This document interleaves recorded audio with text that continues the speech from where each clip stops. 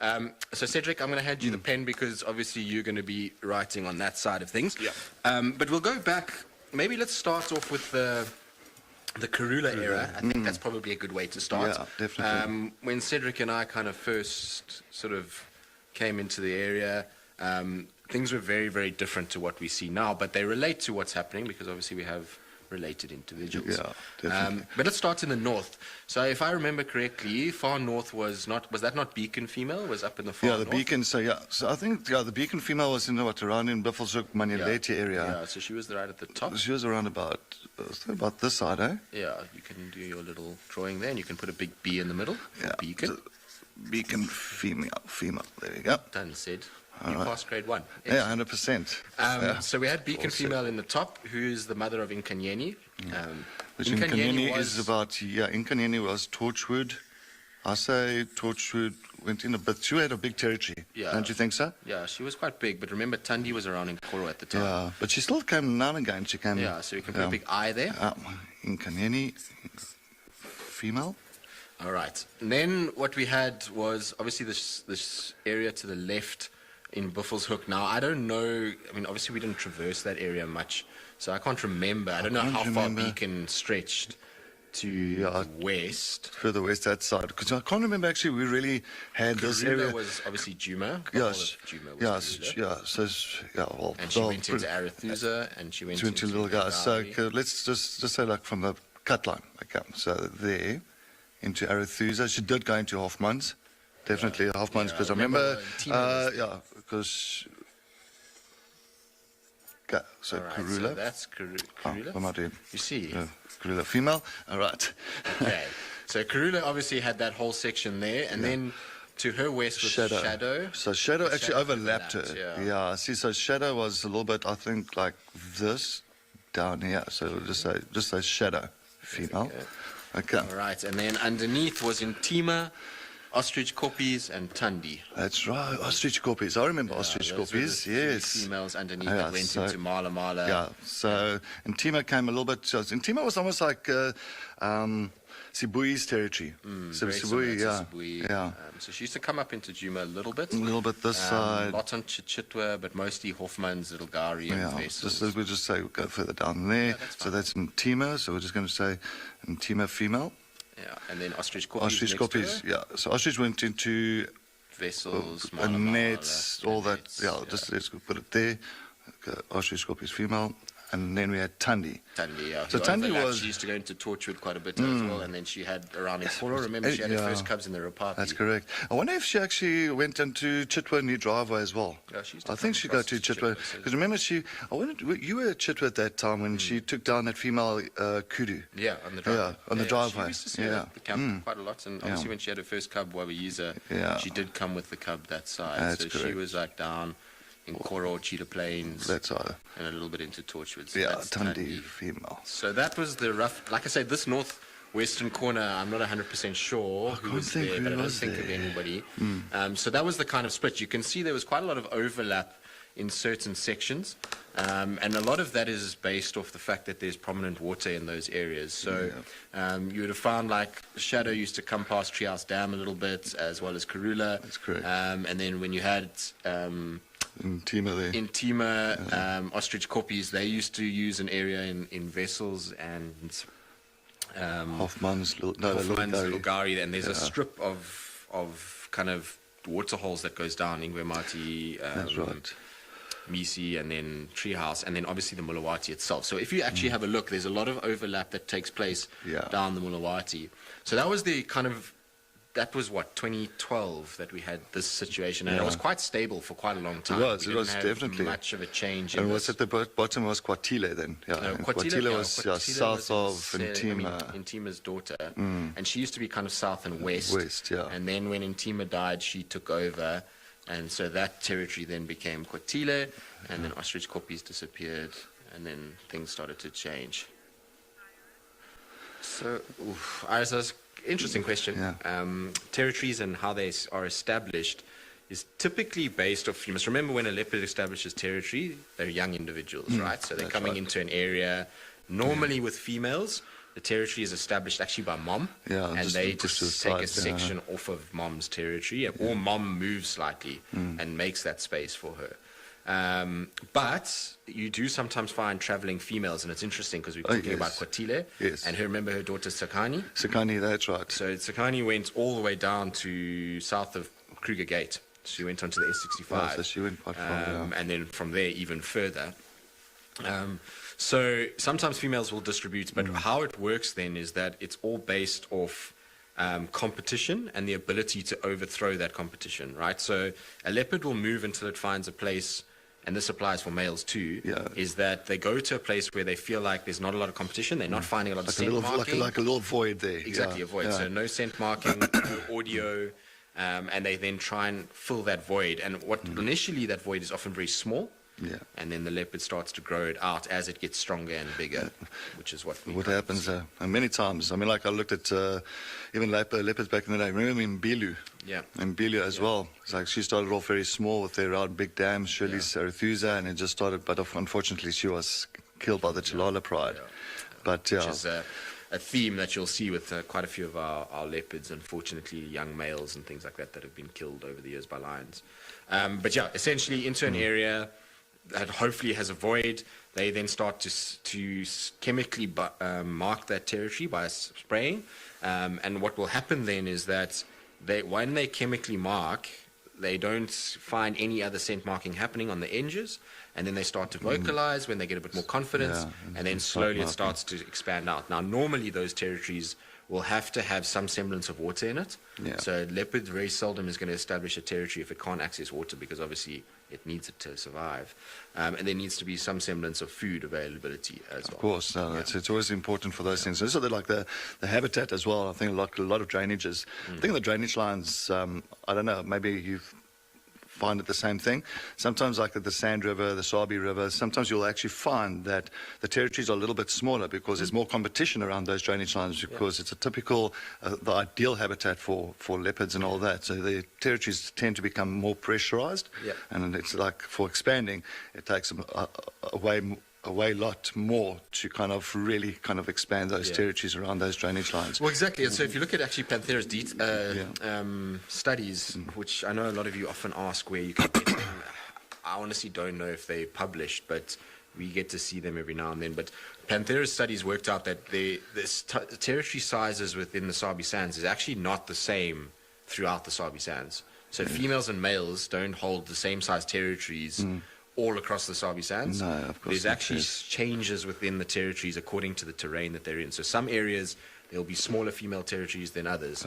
And that's exactly what you're saying. It speaks to the fact of resources. And if you actually look at this map, it's quite densely populated. I mean, this is all adult female territorial leopard. We're not talking young females in this. We're not talking random females that come through. These are the territorial females that were in this section. Dominant for a while, Yeah, as far as we knew. And like I said, can't remember any others coming in. Was there anybody in Cheetah Plains at the time? Tandy was by far, because she went all the way to Buffels. Remember Buff Pan? And Buff Pan was right on that side of the Kruger boundary. So that was how far. So she actually pushed quite far east. So, there's quite a densely packed grouping of females. I mean, we're talking 1, 2, 3, 4, 5, 6 adult females in quite a small section. And you must remember, like Karula, out of this map, Karula was probably the most dominant of them. And actually, there's a leopard that we're forgetting in here that wasn't territorial at the time, that moved around, which was Safari. So Karula's mother, she was also moving around all over the place. She was everywhere. And so that was kind of a very stable system. But you can see the density is all based off the fact that if we actually take a map of this area, and it's difficult for you guys to probably see it, but if you look, wherever there's blue writing is water. And so that increase in water, or a lot of water, allows for an increase in impalas, which allows for an increase in leopards typically. Of course. So what we've learned is that leopards, typically where there's big impala numbers, leave cubs earlier, and so therefore are mating more. Well, not mating more frequently, but they're producing they can produce more offspring in their lifespan. Welcome back, everybody. So, yes, I'm glad to still be here. We are still going to be chatting about, of course, our female leopard territories around this area. And we do apologize for the glitches, as Tristan did explain earlier. Load shedding, all the rain that we've been having around here. So, of course, a few things have gone down. But other than that, main thing is we are still here, and we are still going to now discuss what's happening further with these female leopards. Yeah, so I'm not sure kind of where we got cut off earlier, but we were basically saying that this is kind of what was happening. And this is way back, like I say, we're talking sort of 2011, 2012, this time frame. And a lot changed in this map. And so before I do what is current and to date right now, we're just going to run through how this all shifted. So essentially what happened was ostrich koppies disappeared, and Intima died, unfortunately, and Safari also died. And so what that meant is that Thandi went this way, so she went west, and started to push then into a northwesterly direction. And eventually she basically took exactly the territory that Karula held. It was very, very similar. Because of that, Nkanyeni started to push, and she started to come down, and she became the Nkoro Cheetah Plains leopard. That's correct. So she used to hang there. Beacon female also died, and then we started to see a female, and we could just leave BF there because we started to see a female called Buffel's Hook. Oh, is it like that? So that's with the B. Yeah, but all right. She was very skittish. And some of you might remember her. We had her mating with Tingana the one time on Djuma, and she wasn't a very relaxed leopard. I think Taylor had her here at the dam, and then I had her in the Gari cutline drainage. So she pushed quite far southwest. Yeah, and then she had a female called Luna, who was also in Buffel's Hook. So that was the kind of what happened in terms of all of this. And then, like I say, Kwatile took over in Timas, then Kwatile disappeared, and then we started to see Sibui coming in. And Sibui came in from that side. Sibui started to come from the south, so she came from Mala Mala up. And we started to see that Shadow at the time, when Thandi took over from Karulus, was also there. And then obviously Shadow disappeared. And that then brought us to pretty much where we are now in terms of the females. And then obviously Thandi's disappearance due to Tlalamba. In fact, even before Thandi's disappearance, Tlalamba had already taken over a lot of what Thandi's territory was. We were talking about it earlier now, I think, with Nsele. Now, I know that Nsele, you said only she really took over this area about, 2019? Yeah, I was starting to say, I think so 2019. I wonder what happened, because, I mean, what Nsele was, she was born 2009. So 2009, so 11, 12, 13. So she was 13 years old when she went missing now recently. Yeah. I think we last saw her was around about 4 months ago. It was So on the last Gallagher. update that I got on her was on the 6th of April. Yeah, So 6th it's a of while. April. That's a while. Yeah, time flies. It's crazy. Yeah. But I mean, that's a very weird situation. Typically, what we see from females is we don't see changes in territory that drastic. Normally, what we see is a female slightly moving and making space for a daughter, like in the case of Thandi when she had Tlalamba, which I'll try and explain a little bit on this map. And like I say, I wish that we could animate things. It would be much easier. But what is interesting with Nsele is Nsele came across from basically she crossed Tiani's territory, Shadilu's territory, and then came past where Thandi and Tlalamba were, and then into this northern sector. Spot, and that's probably because there was the same time when this Buffel's Hook female also started to disappear. We stopped seeing her. And Luna, I've heard nothing on Luna in a long time. So there was probably a big gap, and maybe she was being forced a little bit. When she started to distribute was at the time when Tiani had Inzutini and Shadilu had Kara, and then from the other side, Nsele's daughter, Nkangala, was also in that Ottawa area. It's okay. So I think she was getting squeezed a little bit. And so because the fence, it's difficult to see, the fence runs like this, right? And the territory we're talking of in Nsele's, if you ignore this map, would be here around Simambili, Elephant Plains and into Ottawa. So like off of that side. So she probably couldn't go anywhere because of the fence and got squeezed along the fence and then into this area here, because this is where the gate is. That's right. And then she just came into this section here. But a very interesting sort of dynamic. Other than that, on this particular map, there was a few other little things, but it was mostly daughters being born and therefore changing the territories out. So Thandi, like I say, she had two daughters in the form of Tlalamba, which eventually took over even Tandi's territory. And then Ostrich Koppi's territory has basically been taken by Kuchaba. Yeah. And then Inkanyeni came down, and then since then, Inkanyeni's daughters have taken over from her. And then we've got Shadulu's daughter going up into Buffelshoek and Shadulu. So what we'll do is we'll just do the current situation. So what we've got is up at the top here, Kara seems to be going into Manyeleti all the way up to Pungwe, and then she comes down, and the extent of how far east she's coming, I'm not 100% sure, but we'll just do this, and then we know she comes along this little section here of Djuma, and then into the Manyeleti. Yeah, she just cuts it like that northwestern corner of Djuma. Yeah, so that's Kara, that is there. Then in this section here, there was a leopard seen here that had suckle marks fairly recently, about 3 months ago, but no one knows who it was. The person that saw it was not unfamiliar with which leopard it was. So we don't know actually who, this is a question mark up here as to who's actually holding this territory. But the likely culprit is probably Monzo. So that is one of Inkanyeni's offspring. Is likely holding up there, potentially. And Monzo, where from what we used to see, used to hang around all along this eastern edge of Buffelshoek. So let's just say it is her. She used to kind of come along all the way like this, and even as far down as in Koro. So she has a very long territory, and we don't know how far she extends into Kruger. Yeah. So that would be all her. But the interesting part with Monzo's territory is that it overlaps directly with her younger sister, Watika. So yeah, Watika I'm not too familiar with that side, yeah. All this coming down into Cheetah Plains. So this is all Watika, which is a daughter. Then we've got Kuchava, which is, I mean, Chitwa's going to become a mess because there's so many females. Yeah, because I think there's about 3 different females that overlap there in Chitwa. Exactly. So Kuchava comes in here. She goes into Torchwood around Euphorbia, comes down towards Nkoro, and then down she recently is just expanding into double M at the moment. So that's Kuchava. And obviously that's with Insumi at the moment. So that's Insumi. So yeah, that's that rough sort of eastern side at the moment. And then we'll get into the rest now. Interesting. Back into our maps, there's a few sort of questions about things. So Karen, you are saying, have we forgotten about White Cloth and Salahesh? Yeah. No, we haven't.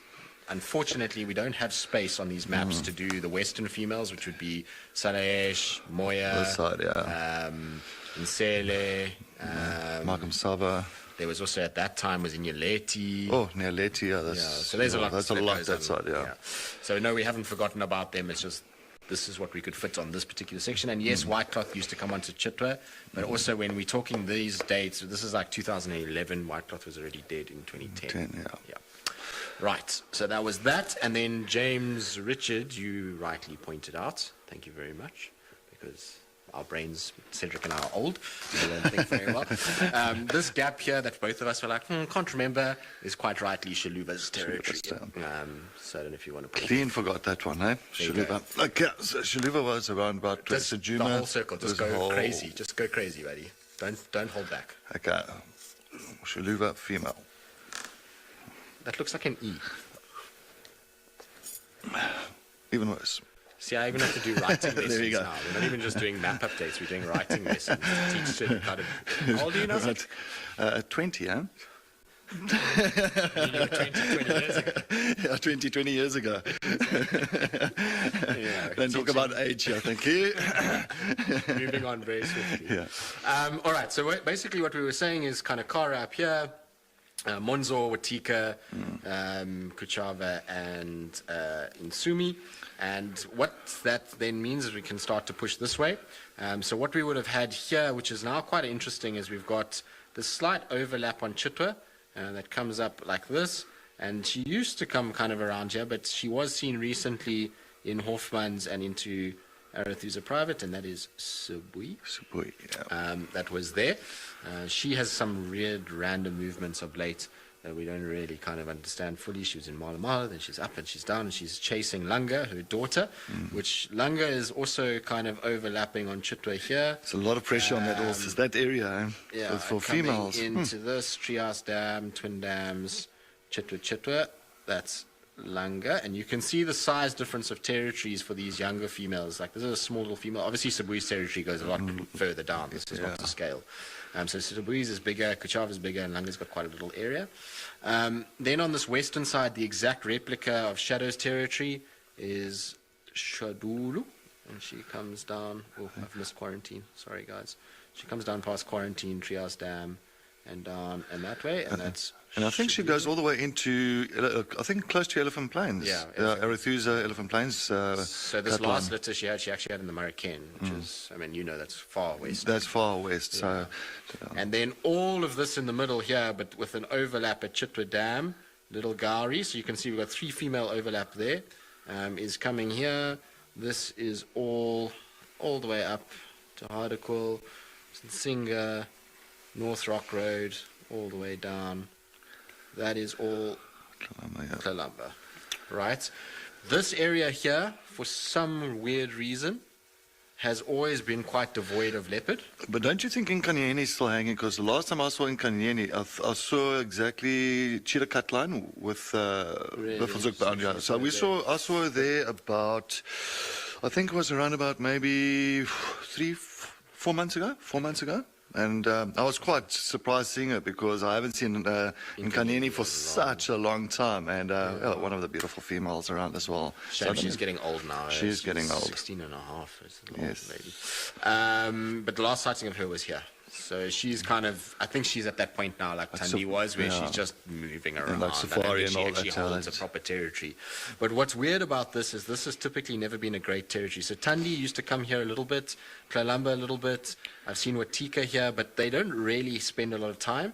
And the conclusion that I kind of draw from it and why we've got certain gaps within these is if you look where these gaps are, there's no water. Yeah. And so because there's no water, no drainage line, not great habitat for leopard. Okay. So this is the current sort of situation that we have right now. Obviously, this side, as like with Salehesh, this side would be Tiani. Zutini. I mean, Zutini's all over. I think Zutini, apparently Zutini was seen on Djuma the other day. I wasn't there. I think when I was doing my expedition, which is when just after you left. Yeah. We had her, I think, 3 out of the 4 days. Wow. Yeah, so she was here quite a lot, and she hasn't been seen again for about 10 days now. I think a week. So she's been around. We had Sibui's other daughter, Kupona, also come on to Djuma. So that's a bit weird. But they're not territorial leopard in this area. We're not seeing them regularly marking territory. They kind of seem to be bypassing. And then, like I say, west of that, you've got Tiani and her cub, which I think is going to be given a name. They were talking about it at a Rangers meeting yesterday, but I'm not sure if it was actually decided yesterday or not, but it's something to do, it starts on L, I think Luca or something like that, I can't remember, but that's something that they're thinking about, so we'll see when that comes out. Then down south of her, you've got Shinzele, then you've got Markham Sava, and then Shadulu, so that's the kind of western females at the moment. And that's how it kind of fits in. But what you can see immediately compared to what the male maps were yesterday is how much tighter packed these females are. So females hold much smaller territories and the males bigger around it. And it's very interesting times now, especially with Langa being thrown into the mix now as well. I think that's going to be quite interesting to see what happens there. And Zutini also coming through from the west more to the east a little bit, testing it. I'm sure she's just testing it and see what's happening more into the eastern area. The conundrums at the moment is going to be in Zutini, Langa, Tiani's daughter, so it was TD. And even Kara as well. Kara's Sumi, Kara, Monzo, and Watika. So they all young females. So these are young females that need to somehow figure out a way to dominate. So we're saying Monza and Watika are here, but you can see they've got a massive overlap. So they're going to have to sort that out at some point and kind of divide that properly. Obviously, Nsumi's got to go somewhere. But what I think is going to happen is Kuchava is potentially going to go down, or Nsumi's going to go down. There used to be a female here called Msekweni female, and she is, Mala has declared her as no longer. And so I think they're going to make space for her somehow. But this is the interesting part, the Sibui, Langa, Kalamba overlap. So we'll see how that all finishes up. Fantastic.